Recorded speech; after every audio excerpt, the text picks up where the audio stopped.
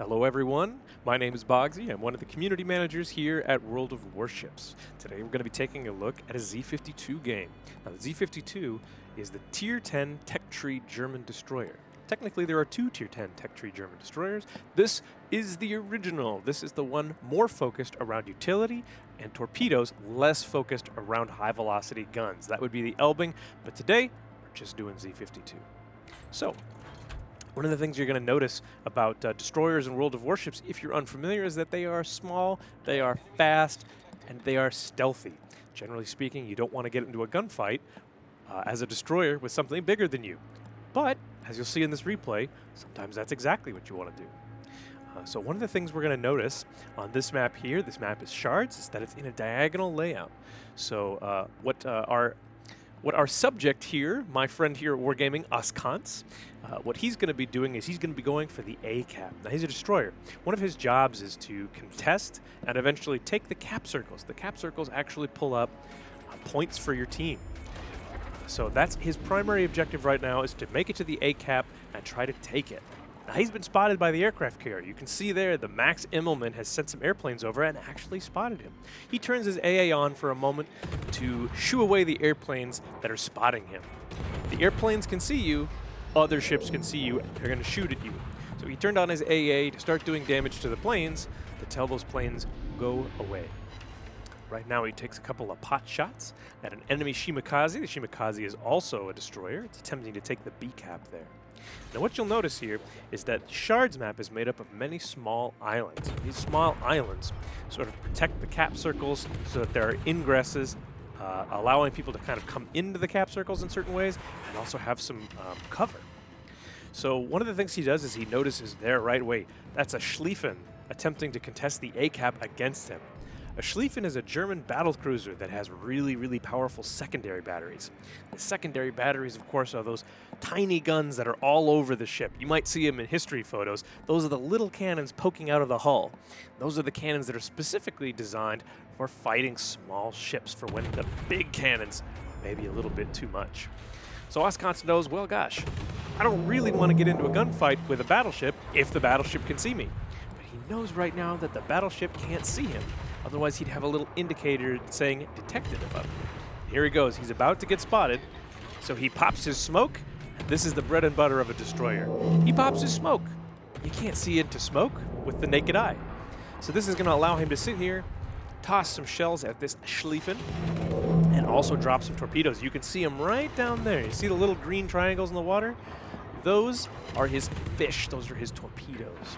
The torpedoes are slow. They pack a wallop if they can manage to connect into something big like a battleship. That's how destroyers really want to engage battleships most of the time. Drop the torpedoes, say you can't go here or you take a bunch of damage. The Schlieffen knows this and goes, hey man, I don't want any part of that. He backs up, but look at how much damage he's taken already. Oskans knows that this guy, if he just keeps wanting to come forward, he's just going to take damage. So you can see there, he switches over to torpedoes. He drops another set of torpedoes into the water, hoping that the Schlieffen is going to walk right into him. Now this is important what he's doing, which is he's realizing, well, I don't want to go into the cap circle and get close to this battleship. This battleship's going to chew me up with his little secondary guns, but only if he can see me. So he keeps working on this battleship, and boom! Down the battleship goes. Now Oskans goes, okay, maybe I can go to the cap circle now. And while I get ready, I'm going to take some pot shots at another ship that I see. But you can see there, one of his allies pings the A cap and say, hey, the A cap is open, go take the A cap now. But look at this. Take a look down here at the mini-map. This is the overhead map that's going to let him see what's around him. He sees an enemy submarine. Now the submarine does exactly what a submarine should do, which is disappear underwater, thinking, he's not going to see me, I'm a submarine. But what he doesn't realize is that Oskans is in a German destroyer. And this German destroyer, the Z-52, is armed with very powerful hydroacoustic search as a consumable. This is basically underwater sonar. This is the best way of permanently detecting a submarine that's gone underwater. There he goes. He pops it. You hear the sound. You hear the sound of the hydroacoustic search going. In just a moment, there it is. There's the submarine. Now, Oskans knows he has depth charges on the back of his boat, but he has to roll over the boat and over the submarine and drop the depth charges as he goes. At the same time, his allies are dropping depth charge airstrikes onto this submarine, and boom, down he goes. Oscance did exactly what he should, which is help his team spot the submarine using that hydroacoustic search. There you have it. That is one submarine off the board. So now he's in a bit of a quandary here, because he's surrounded by allies. They've already taken the A cap, you can see down here in the mini-map. He's got to find something else to shoot at, right? So now's the time when you want to look at this mini-map. I'm going to make it a little bigger here real quick. Look at that, down there in the bottom right corner. You can see the map. You can see the B cap in the center is red. That means that the enemy team already has it. But he's got an ally in the center contesting that cap, denying points to the enemy team. That's excellent. But if you'll also notice, most of the enemy team is in the northeast sector of the map, the top right corner of that mini-map, while all his allies are in the southwest, which is the bottom left corner of the map. That can sometimes happen, which means all roads lead to the B cap. I suspect that's where we're going to see some activity, and boom, down goes the Puerto Rico over there in the B cap. Puerto Rico is a big heavy cruiser with lots and lots of guns, but it's taking fire from the entire enemy team, and it's not going to live that long. So you can see here, Oscance moves his destroyer through these gorgeous islands. World of Warships, of course, has lovely vistas. So when you're taking a pleasure cruise waiting for enemies to come into your view, it never hurts to check out what's going on the islands. And sometimes you can do just that. You can take a look around. Look at that. You can take a look around. You can see all your anti-aircraft guns looking around, trying to find something to shoot at. No airplanes in the sky right now, but here they come. So Oscance goes ahead and he opens up on this enemy Salem. The Salem is a dangerous cruiser for destroyers, but at the moment, they can't see him. So at the moment, that's what he sort of realizes. You know, right now, discretion is the better part of valor. I don't need to go charging anywhere. What I need to do is help get these ships down. But he sees, oh, here comes a Montana. A Montana is an enormous American battleship. It's an evolution of the very famous, very real Iowa class. And he knows that this battleship is a huge chunk of hit points and hasn't taken much damage yet. So he's going to go ahead, he's going to try and light some fires.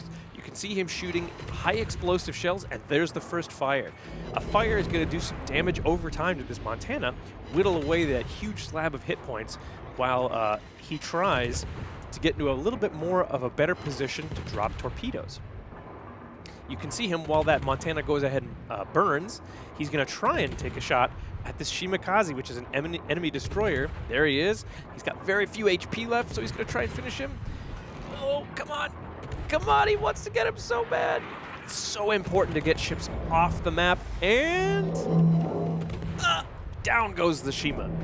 Just remember, a ship with 10 hit points is just as dangerous as a ship with full hit points, because they can still shoot their guns, they can still drop torpedoes, and they can still spot, especially for a destroyer like Oscance's Z-52. So he's going to go ahead, he's going to try and light fires on this Montana. He knows that he can't do too much damage outright with his guns, because his guns are tiny pea shooters compared to the massive 16-inch guns on this Montana. 12 of them, in fact. So even though he's detected, he's going to go ahead and shoot these little tiny guns, and there's another fire. So what else Oscance is doing now is he's looking around for enemy destroyers. It's kind of one of the things he wants to do. He wants to engage enemy destroyers and help his team spot those destroyers to try and get them off the board right now. You can see a line sort of developing. Right here, right there, a line developing. Much of the way in the Age of Sail, ships would form up into lines and start trying to flank or outflank each other. And here you go, that's exactly what's happening. So as ships move towards him, he knows that that's more useful for torpedoes. Torpedoes move slow, and they don't chase beyond a certain range. So it's best to drop torpedoes at a ship that's coming towards you. If a ship is going away from you, they're quickly going to outstrip the distance that's necessary. The distance that's necessary to actually connect those torpedoes. So he knows the Salem is coming towards him. You can see that right there on the mini-map. And that's what he's going to do. He's going to see, okay, Salem's coming one way or another, but he's not sure which side of these island it's going to come from. So he's going to wait a moment before he drops his torpedoes. He's going to keep trying to light this Montana on fire. This is the life of a destroyer. Sometimes you nuke enemy ships with your torpedoes, otherwise tickle them with your little tiny guns. That's just the life. So he's going to continue to do that. Oh, here come shots. Ooh. Big shells coming in from the Montana, and they miss. It's actually not very easy for a battleship to hit destroyers with those big caliber guns. That's what those secondaries are for that we were talking about earlier. While if you do connect your big caliber guns against a destroyer, it will do a lot of damage, but destroyers are small and they're maneuverable. It's hard to really make sure. And every salvo from a battleship is a time investment because it takes a long time to reload those guns. So he's going to continue to shoot here at this Montana, but he knows that Salem is going to get brave and come around the corner here. You can see him right in front. There he is. You can see the little detected sign right here with the radar dish on it. That means this Salem is using a consumable called radar to light up Oscons, and here he goes. He's preemptively shooting. Bonk. There he goes. That Salem didn't have much HP left, didn't know that Oscons could see him, so he came out to try and surprise Oscons, but Oscons said, nope, I'm going to shoot where you're going to be. That's one less Salem on the board. Here comes that battleship salvo. Bang! Big chunk of hit points, leaving Oscons' destroyer, but he's not dead yet. And he's also dark. Dark means not spotted. Destroyers have a very short detection window. But here he goes. He says, you know what? I'm feeling brave. I'm going to go ahead and open up on this Montana because he's not looking at me. Those big heavy guns pointing somewhere else. So I'm going to go ahead and keep tickling this Montana, try to light some fires. Now, the main thing you want to do in World of Warships is try to remember, how am I going to win this match? You look at the score up here, and you can see the green team. That's the team we're watching. They have 373 points versus 761 for the enemy team. The enemy team needs to get to 1,000 in order to win. And right now, Oscons' team is way behind.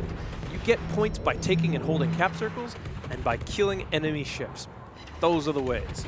So basically, in order for Oscons' team to catch up, he needs to kill some ships and they need to take some cap circles. Look at that. Torpedoes coming in from completely the side. This hydroacoustic search that we were talking about earlier that showed us that submarine, it also spots torpedoes. So you can see these torpedoes weren't going to hit him, not by a long shot, because he saw them coming. So he's going to go ahead and drop his own torpedoes on this Montana in the meantime. And now the plan is find who dropped the torpedoes.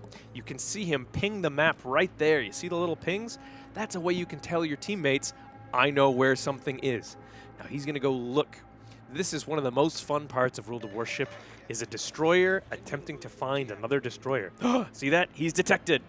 There it is. It's an enemy Halland. The Halland is a pan-European destroyer that actually has rapid-firing guns and a heel, but no smoke. So Oscons goes, I'm going to do it.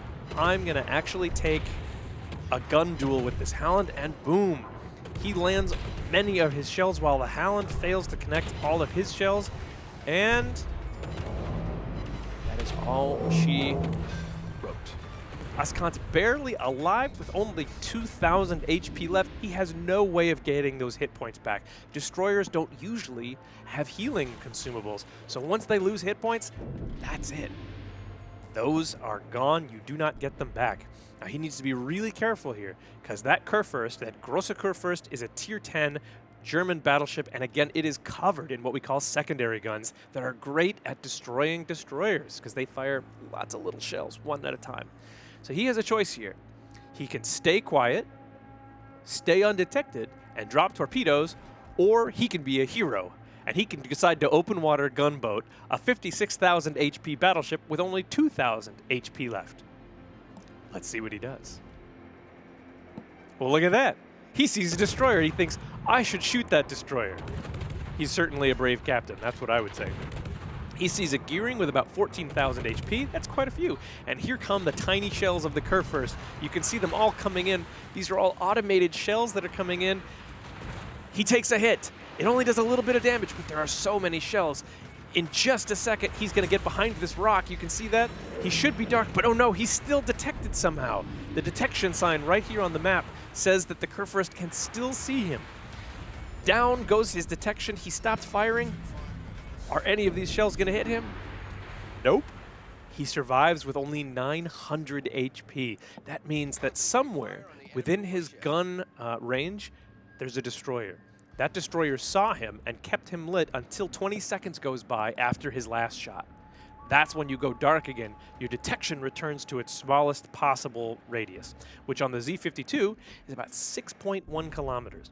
As you can see, this Kurfürst is 11.2 kilometers away. So Ascans decides to start shooting again.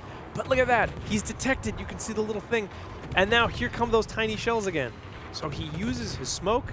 Again, this is what happens when you want to survive as a destroyer. And boom, he does take a hit. He has 300 hit points left. Somebody could sneeze, and this destroyer would be dead. So he's going to continue to sit in his smoke undetected and take shots at this Kurfürst, again trying to light a fire. If you are a destroyer with very little hit points left, this is how you do your damage. But look at that, there's an enemy destroyer. It sees him, so he's just going to take shots. Oh no, the Alvaro de Bazan, it actually saw shot coming out of the smoke and just blind shot the smoke and killed Ascans, but Ascans shot back, managed to actually kill the Alvaro de Bazan before he died himself. They exchange, they trade. Now it's up to Ascans' team to try and save this match. But look at the score. Remember earlier when it was 373 to over 700? The fates have changed. How the winds change direction, and now Ascans' team sitting at 748 points, 54 now against the enemy teams. Oh, now 721. It is 1v1. It's just this Kurfürst left against this other Kurfürst, two giant German beasts slugging it out with little tiny guns. But there is an aircraft carrier somewhere on the board, I believe. No, the aircraft carrier is dead, and